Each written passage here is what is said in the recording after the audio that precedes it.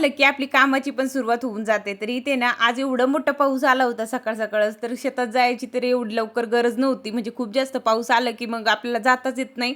म्हणजे भरपूर चिखल झाला होता. मग हे बोलले की आपण थोडं उशिरा जाऊया. तुला जे काही कामं वगैरे आवरायचे आहे घरचे ते आवरून घे. म्हणून मी निवांत कामं आवरत होते. जेवण वगैरे माझं बनवून झालेलं होतं. फक्त कपडे धुवायचे राहिले होते. म्हटलं चला हे पण काम उरकून घेते. आता जे ताईन माझे पहिल्यापासून व्हिडिओ बघतात त्यांना माझ्याबद्दल सगळ्या काही गोष्टी माहिती आहेत. सगळं मी सांगितलेलं आहे आणि सारखं ते सांगायला पण मला नको वाटतंय. आता तुम्हीच म्हणणार की ही बाई सारखं तेवढंच सांगत असते. तुम्ही पण बोर होणार म्हणून मला नको वाटतं. पण कसं होऊन जातंय तुम्ही वेळ काढून मला कमेंट करतात आणि विचारतात. तर मला असं वाटतंय की त्या कमेंटचा आपण रिप्लाय द्यायलाच पाहिजे. म्हणजे मला माहिती आहे की एक व्हिडिओ पूर्ण बघणं, त्याच्यामध्ये कमेंट करणं किती वेळ लागतं. तर त्याच्यासाठी मला असं वाटतंय की जे मला तुम्ही विचारताय ना, त्याचं उत्तर मी द्यायलाच पाहिजे. तर मी हे नेहमी सांगत असते बरं का. भरपूर व्हिडिओमध्ये मी सांगितलेलं आहे. मी का दाखवत नाही, मला सासूबाई आहे की नाही, हे सगळ्या गोष्टी मी शेअर केलेल्या आहे. तरी पण जे नवीन आहेत ना, त्यांच्यासाठी सांगते बरं का. प्लीज समजून घ्या. असं सांगू नका की ही बाई एवढंच सांगत असते.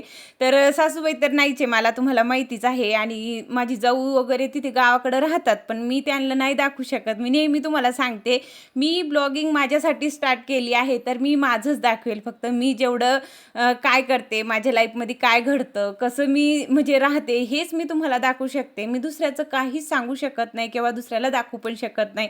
माझ्या फॅमिलीपुरतंच मी दाखवत असते आणि म्हणजे मला नाही आवडत तसं, म्हणून मी तसं दाखवत नाही. प्लीज तेवढंसं समजून घ्या. म्हणजे आहे मला एक जाऊ आहे आणि नणंदबाई माझी एक आहे. ते तुम्हाला माहिती, तुम्ही भरपूर वेळेस बघितलंय. फक्त जाऊच तुम्ही माझी बघितली नाही. एखाद्या वेळेस जर वेळ आली ना, तर नक्कीच तुम्हाला मी दाखवेल. इथे ना अजून माझ्याकडे वेळ होता, तर म्हटलं चला लिंब वगैरे तोडून ठेवते. आता उद्या आम्हाला आहे ना संभाजीनगरला जायचं आहे, तर तयारी पहिलेच करून ठेवावी लागते. नाहीतर काय होतं, जे मला घ्यायचंय ते तिथेच राहून जातंय. म्हणून आहे नाही तर मी लिंब तोडत होते. आता मला एका ताईची कमेंट होती की ताई बाजवर बसायचं नाही.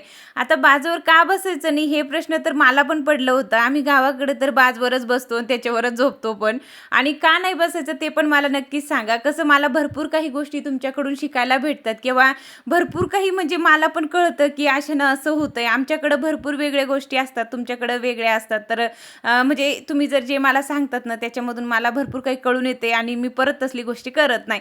नक्की सांगा मला की काय प्रॉब्लेम होतं म्हणून. तर इथे ना आम्हाला आता शेतात जायचं होतं. राजूरचे पप्पा बोलले की चल आता. भरपूर पैकी आता ऊन पडलेलं होतं. तर शेतात आम्हाला ना जेवण वगैरे सुद्धा न्यायचं होतं. म्हणजे कसं मलाच जास्त भूक लागते. आता गोळ्या वगैरे घ्याव्या लागतं ना, तर काय होतं म्हणजे खूपच भूक लागून जाते किंवा चक्कर वगैरे येतात आणि दिवसभर कामं करणं बोलले तर शक्य नसतं तसं. म्हणून आहे ना मी थोडंसं तरी काही सोबत नेत असते आणि शेतात आहे ना मला जेवण खरंच खूप जातं, म्हणजे छान लागतंय आणि मी जेवते म्हणून माझ्यासोबत सगळेच जेवतात. तर इथे ना आता जेवण जे काही बांधायचं होतं मला रुमालमध्येच मी बांधून घेतलेलं आणि जे काही माझ्याकडे भांडे वगैरे असतात ना गावाकडे, म्हणजे जास्त नाही बरं का, थोडेच आहे, तर तेवढ्यातच मी म्हणजे करून घेत असते. मला असं वाटतं की जाऊ द्या, उगाच कशाला म्हणजे इथे पण भांडे तिकडे पण भांडे, आता 2 ठिकाणी ठेवायला बोलले तर थोडंसं प्रॉब्लेमच होते ना आपल्याला. आणि मला नेहमी घासावं लागते म्हणून अर्धे-पडदे भांडे तर मी ठेवूनच दिलेले आहे. कोणतेच मी काढत नाही. जेवढं लागतं ना तेवढंच करत असते. तर इथे ना आता सगळे माझे कामं तर आवरून झाले होते. फक्त भांडे घासायचे राहिले होते ना, आता शेतात निघायचं होतं. आणि ताई तू वटपौर्णिमाची पूजा केली नाही का? तर मी नाही केली. आता बऱ्याचशा ताईंचं म्हणणं होतं तू करायला पाहिजे होती आणि बऱ्याचशा ताईंचं म्हणणं होतं तू नाही करायला पाहिजे होती. आता माझ्या आईचं म्हणणं आहे की नको करू, ह्या वर्षी राहू दे. आपण असं कधी केलंच नाहीये. तर नको करू तू पण, चांगलं नसतं. तर मी नाही केली. मी उपवास धरला होता. फक्त पूजा वगैरे करायला मी काही गेले नाही. तर मी त्या दिवशीचा व्हिडिओसुद्धा शूट केलं नाही. कसं मी दरवर्षी करत असते आणि ह्या वर्षी केली नाही ना, तर माझं पण म्हणजे मन एकदम असं कसं तरी झालं होतं. म्हणजे मानतच नव्हतं की आपण पूजा करत नाही म्हणून. आणि सारखं दिवसभर माझं तेच चालू होतं, करू की नाही करू, करू की नाही करू, असंच माझं चाललं. पण मी विचार केलेलं की नको, आई नाही म्हणते तर काहीतरी विचार करूनच नाही म्हणते, आपण नाही करायला पाहिजे, म्हणून मी नाही केली. असो, इथे भांडे वगैरे घासायचे राहिले होते, ते भांडे घासले आणि त्याच्यानंतर शेतात गेले. आता 3 दिवसापासून सारखं मी अशी लागवड करते, ते माझ्या आईला बघता येत नव्हतं. माझं गाव जवळ आहे, म्हणजे माहेर आणि सासर माझं खूप जवळ आहे, मी नेहमी तुम्हाला सांगत असते. म्हणून माझ्या आईचं म्हणणं होतं की मी पण येते आणि माझा भाऊ पण आला होता. आता तो पण गावी गेलेला आहे लागवडसाठीच, तर तो बोलला ताई मी पण येतो. आता त्यांना माझी तब्येत बघून असं वाटत होतं की ही एकटी शेतात कामं करते, तब्येत जर खराब झाली तर कसं होईल, काय होईल, हे सगळं त्यांना पण बघता येत नव्हतं. म्हणून ते दोघं पण माझ्या शेतात आलेले बरं का. आम्हाला चांगलं वाटत नव्हतं, पण आईचं म्हणणं होतं मी येते म्हणून, तर आई आली होती आणि आई आली म्हणूनच आज आमचं काम झालंय, नाही तर आमच्याकडून झालं पण नसतं. राजवीरचं म्हणणं होतं की दादा मला पण हे कामं करू दे, मला पण शिकायचं आहे. खरंच माझ्या लेकरूला ना शेतातले कामाची पण आवड आहे आणि त्यानं हातातून घेतली आहे. करत तर होता, पण भीती वाटत होती आम्हाला जमणार नाही त्याला, पण कसं तरी त्याला 2-3 येडे मारू दिले आणि त्याच्यानंतर बंद केलं. तूर वगैरे तर आमची लावून झाली होती, पण आता शेंगा लावायची होती. पण शेंगा माझी इच्छा नव्हती यावर्षी. कसं माझे 2-3 महिन्यामध्ये ती शेंगा येतात आणि मग माझं त्या टायमाला तर अशी अवस्था राहणार नाही की मी शेतात जाऊन कामं करू शकते आणि कोण काढणार, हा मला मोठा प्रश्न पडलेला. पण माझ्या आईचं म्हणणं होतं तू लावून घे, नंतर बघूया आपण काहीतरी करू. आणि माझी आजी सुद्धा आली होती. आता माझ्या आजीचं कसं म्हणजे त्यांना एवढं जमत नाही. मी त्यांना नाही म्हणत होते तरी ते बोलले की नाही मी पण मदत करू लागते.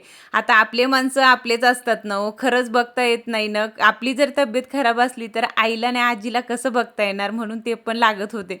एवढं कडक ऊन पडलं होतं, उन्हात नको नको वाटायला लागलं होतं. सकाळचं पाऊस आणि संध्याकाळचं कडक ऊन. तर आम्ही ना सगळे शेंगा इथं लावून घेतल्या आणि एकटीकडून तर माझे झालंच नसतं. मला वागता सुद्धा येत नव्हतं, एवढी कंबर दुखत होती ना खूपच जास्त. आता थोडंच राहिलं होतं ना, आजचा शेवटचा दिवस होता म्हणून तेवढं बरं वाटत होतं की सगळं आपण आता लावून घेतलंय, आता आपण रिटर्न जाणार आहे. म्हणजे जाण्याची काही माझी एवढी इच्छा नसते, मला इथं गावाकडे खूप छान वाटते, पण कामं करून मी एवढी थकले होते ना, तर मला चालता सुद्धा येत नव्हतं.